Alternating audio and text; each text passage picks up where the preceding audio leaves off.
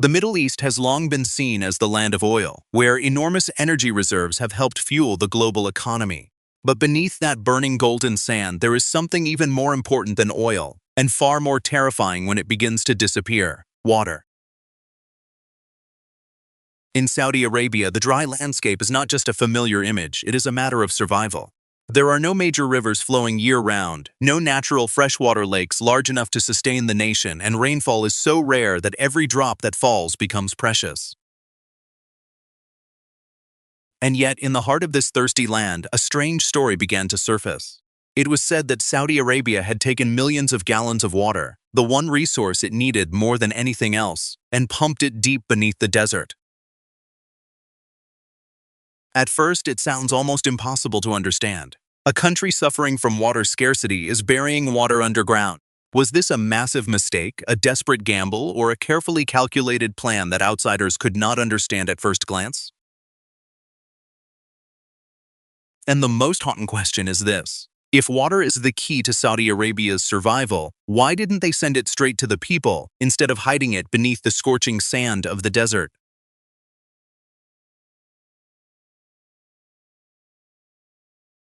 Saudi Arabia is not just dry. It is almost built on a survival problem that nature seems to have designed to challenge humanity.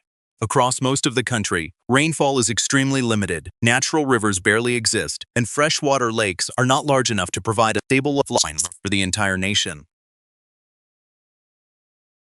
That is why Saudi Arabia has been forced to capture every rare drop that falls onto the desert. The country built hundreds of dams to hold back rainwater and sudden floods that appear in dry riverbeds. Without those barriers, that water would quickly vanish under the brutal heat of the desert. But those dams are only a small part of the larger picture. The more important source lies deep underground, inside ancient aquifers. The problem is that most of this water is not something nature can quickly replace.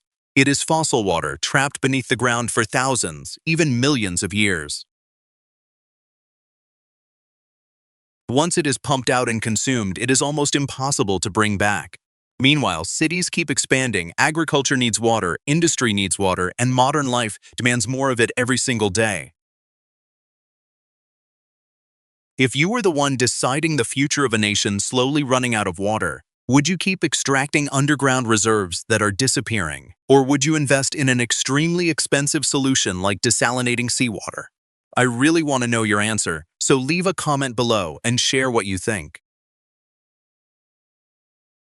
When the dams could no longer capture enough water and the ancient underground reserves were slowly being drained, Saudi Arabia was forced to look toward the only source around them that seemed almost endless: the sea. From the Red Sea and the Persian Gulf, they began drawing salt water into massive desalination plants, where salt and impurities were removed to turn seawater into usable freshwater. This was no longer just about taking what nature provided. It was about forcing nature to give humanity one more chance to survive. But creating fresh water was only half of the plan. The harder part was moving that water across mountains, deserts, and enormous distances to reach cities buried deep inland. So Saudi Arabia built a pipeline network stretching roughly 8,700 miles, more than twice the length of the Nile River. It was like a man-made river, but it did not flow on the surface.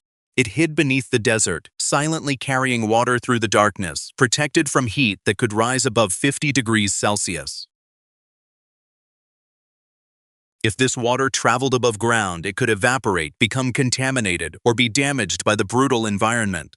But once buried deep below the surface, this invisible river became a secret lifeline, feeding cities rising in the middle of a dry and unforgiving land.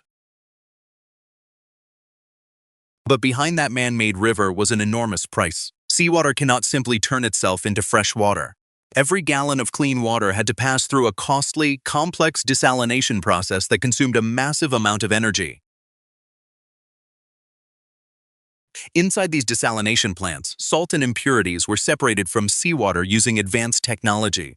The result was fresh water that could serve people, cities, and industries. But in exchange, Saudi Arabia had to pay with money, electricity, and environmental pressure. The biggest concern was the concentrated brine left behind after treatment.